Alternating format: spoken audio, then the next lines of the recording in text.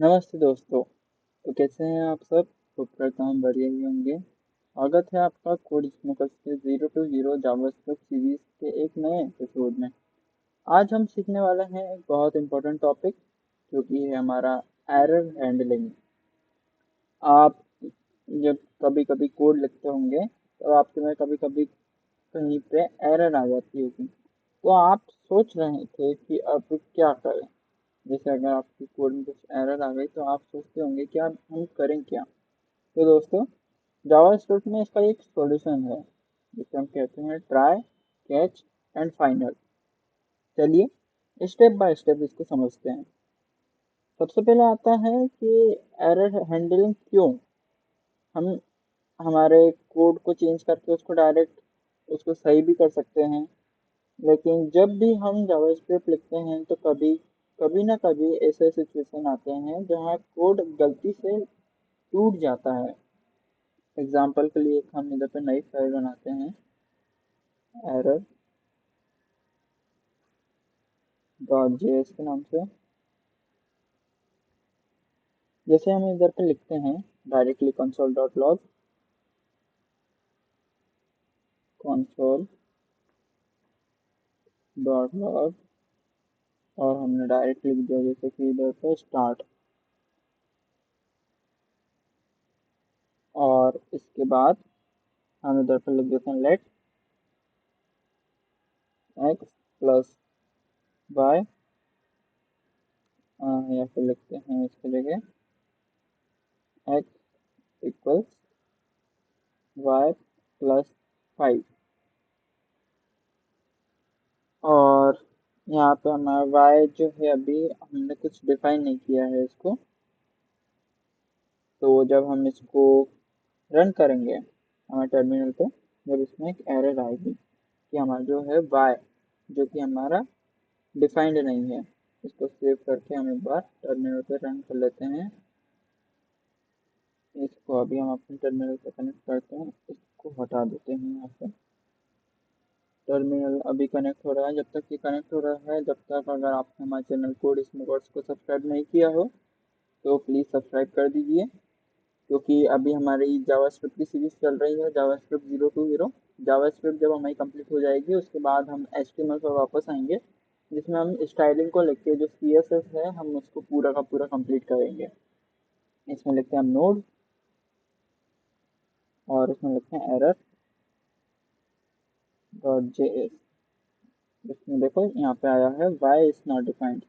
हमने यहाँ पे वाई को जो है वो डिफाइंड नहीं किया है, तो ये हमें एरर आ गई है। यहाँ पे एरर आया है वाई इज नॉट डिफाइंड, और उसके बाद का कोड जो है वो एग्जीक्यूट नहीं हुआ है। मतलब एक छोटी सी मिस्टेक से आपका पूरा का पूरा प्रोग्राम जो है वो रुक सकता है। इस प्रॉब्लम को सॉल्व करने के लिए हम यूज करते हैं ट्राई और कैच मेथड को। ट्राई और कैच मेथड का एक सिंपल सा सिंटैक्स होता है, जिसे हम इधर पे लिखते हैं ट्राई के लिए ट्राई, और इसके लिए हम यहाँ पे कोड लिखेंगे, कोड जिसमें एरर आ सकता है, जो हम यहाँ पे लिखेंगे। और इसके नीचे आता है हमारा कैच, मतलब कि कैच में आता है हमारा अगर एरर आया हो तो यहाँ पर हम इसको हैंडल करेंगे। इसको सिंपल से लिख देते हैं, अगर एरर तो लिखेंगे। अब इसको हम सॉल्व करते हैं। ट्राई के अंदर जैसे हम लिखते हैं, ट्राई के अंदर लिखते हैं जैसे लेट, और नम देते हैं लेट्स सी 10, एंड इसके अंदर हम कंसोल डॉट लॉग कराते हैं। इसमें अभी हम हमारे जानबूझ के हम अपने कोड में एरर ला रहे हैं। अभी हम इसको पूरे के पूरे को इधर पे कर देते हैं कमेंट। तो यहाँ लिखते हैं console dot log dot log. इधर पे अगर हम नम लिखेंगे तो हमारे आउटपुट में हमारा नम आ जाएगा डायरेक्टली, जो कि हमारा 10, पर हम लिखेंगे नम डॉट टू हमारा अपर केस। अब इसमें एरर आएगी क्योंकि जो नंबर है उसमें टू अपर केस नहीं होता है। इसको अभी हम रन करते हैं यहाँ पे। इसको पहले यहाँ पे सेव कर लेते हैं और अब इसको यहाँ पे रन करते हैं। तो ये यहाँ पे रन नहीं हुआ है क्योंकि जो हमारा यहाँ पे जो टू अपर केस है वो हमारे नंबर में होता ही नहीं है। तो इसके लिए हम यहाँ पे लिखेंगे console.log console.log और यहाँ लिखेंगे हम एरर आया है, और उसके बाद यहाँ पे लगाते हैं comma E dot message.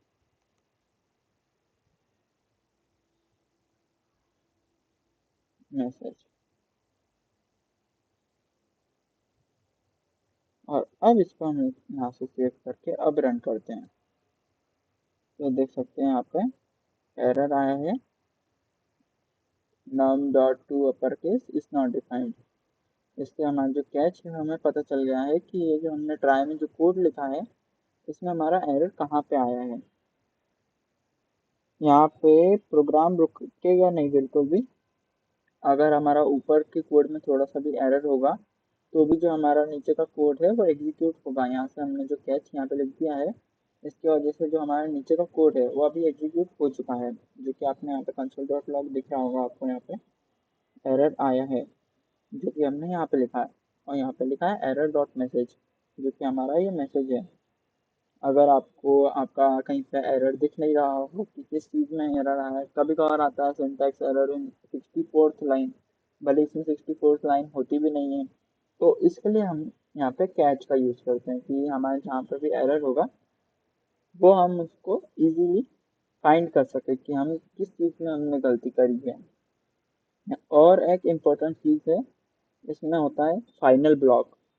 Final finally block, जैसे इसके आगे हम लिखते हैं फाइनली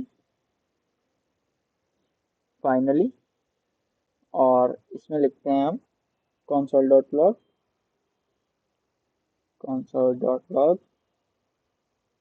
और उसके अंदर लिखते हैं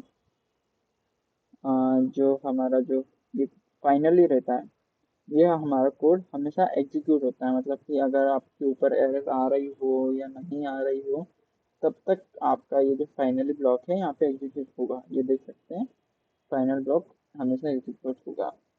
इसी को हम, अगर आपको समझ नहीं आ रहा हो तो एक सेकेंड।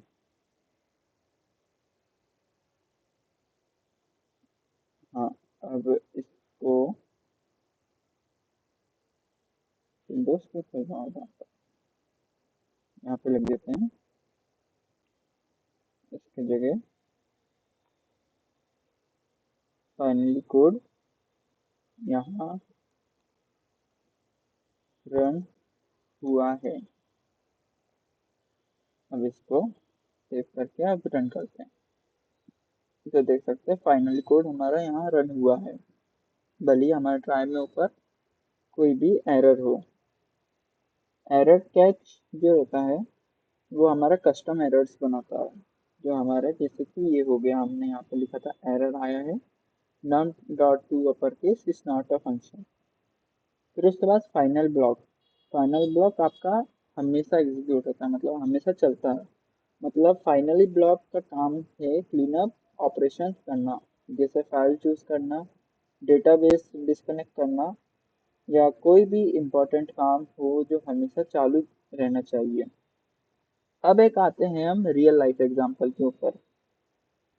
इसको अभी हम कमेंट कर देते हैं, टर्मिनल बंद कर देते हैं, थोड़ा सा नीचे आ जाते हैं। अब यहाँ पे हम इसका एक रियल लाइफ एग्जांपल लेते हैं, जैसे हमने लिखा फंक्शन फंक्शन हमने एक फंक्शन बनाया डिवाइड का,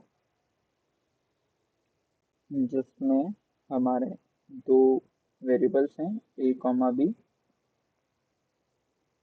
और इसके अंदर हम लिखेंगे जैसे ट्राई ट्राई, और ट्राई के अंदर लिखते हैं if if b is equals to zero. अगर हमारा बी इक्वल रहेगा जीरो के, तो हमारा एक कंसोल डॉट लॉग आना चाहिए, या थ्रो में करते हैं,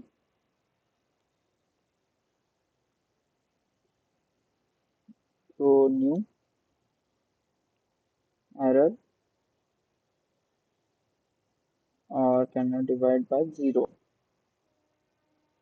और फिर उसके बाद ट्राई के बाहर आते हैं, अब इधर पे लगते हैं हम इसके बाहर console dot log result result, और इसके बाद लिखते हैं कॉमा ए डिवाइड बी। अब इसके अंदर हम कैच लाते हैं। अब ट्राई हो गया हमारा, अब इसमें लिखते हैं कैच, जिससे हमें अपनी एरर फाइंड करनी है। इस इधर पे आप एरर लिख सकते हैं, या फिर जो आपके कोड को इजी बनाए वो भी आप इधर लिख सकते हैं, जिससे अपन लिखते हैं एरर, ERR एरर, और इसके अंदर लिखते हैं जैसे कि कैच अंदर curly bracket console dot log,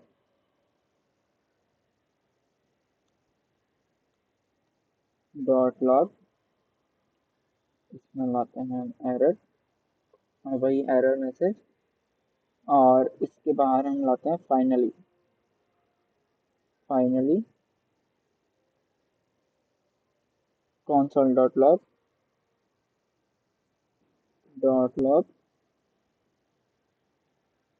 और इसमें हम लिखते हैं ऑपरेशन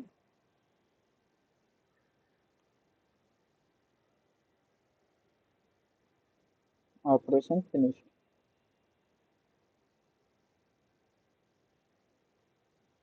और अब इसको हम सेव करके यहाँ पे रन कर देते हैं हमारे टर्मिनल के ऊपर।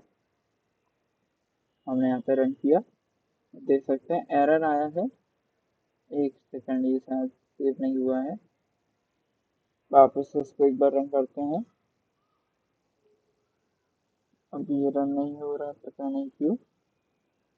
एक काम करते हैं, इसके फंक्शन के बाहर हम लिखते हैं डिवाइड लाइक 10,2,